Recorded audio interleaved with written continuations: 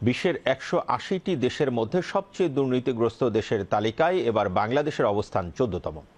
দুর্নীতিগ্রস্ত দেশ হিসেবে বাংলাদেশের স্কোর ২৩, যা দক্ষিণ এশিয়ায় আফগানিস্তানের পর সর্বনিম্ন। ট্রান্সপারেন্সি ইন্টারন্যাশনাল প্রকাশিত দুর্নীতির ধারণা সূচক ২০২৪-এর প্রতিবেদনে এসব তথ্য জানানো হয়।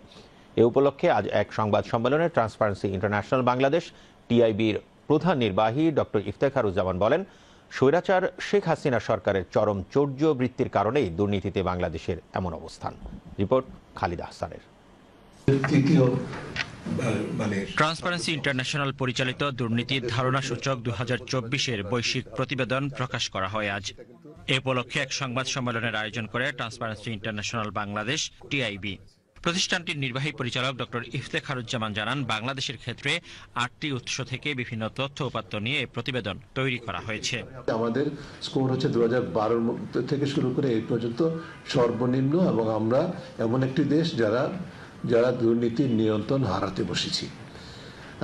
আমাদের স্কোর হচ্ছে ১০০-র মধ্যে ২৩, যেটি গতবারের তুলনায় ১ পয়েন্ট কম এবং গতবারের তুলনায় ২ স্টেপ নিচে নেমেছে। ১৪৯ থেকে ১৫১তম অবস্থানে আমাদের এবারের স্কোর। আমাদের এবারের স্কোর নিচের দিক থেকে হিসাব করলে ১৪তম, এবং আমাদের দক্ষিণ এশিয়াতে বাংলাদেশ একমাত্র শ্রীলঙ্কার পাশাপাশি দেশ যারা ২০১২ থেকে এই পর্যন্ত সবচেয়ে লোয়েস্ট স্কোর করেছে। ২০২১ সালের নভেম্বর থেকে ২০২৪ সালের সেপ্টেম্বর পর্যন্ত সময়ের তথ্য বিশ্লেষণ করা হয়েছে এতে।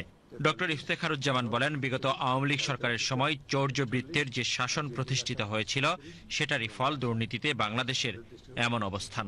আমাদের যে পিরিয়ড, যে সময়ের ডেটা বা তথ্যের উপর নির্ভর করে এবারের সূচকটি, সেই সময়টা ছিল বাংলাদেশে কর্তৃত্ববাদ বিকাশের, যে কর্তৃত্ববাদের বিকাশের অন্যতম উপাদান ছিল চৌর্যবৃত্ত ভিত্তিক রাজত্ব, যেটা ছিল তার উপর ভিত্তি করে যে স্বৈরতান্ত্রিক ব্যবস্থা, তার একটা চূড়ান্ত রূপ ধারণ করেছিল যেই মেয়াদটি, এটা অর্থাৎ নভেম্বর ২০২১ থেকে সেপ্টেম্বর ২০২৪ এই মেয়াদটি।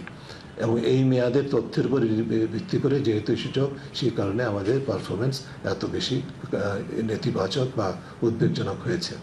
সুশাসন, শক্ত অর্থনৈতিক কাঠামো, জবাবদিহিতা এবং মানুষের নৈতিকতা বৃদ্ধি ছাড়া দুর্নীতি প্রতিরোধ কঠিন বলে মনে করছে টিআইবি। এই মানসিকতা সৃষ্টি করে দিয়েছে সরকারগুলো যে এই জায়গাটা বন্ধ করতে হবে। ভুটানে কিন্তু এই ধরনের কোনো চিত্র নেই। Khalid Ahsan, BTV news, Dhaka.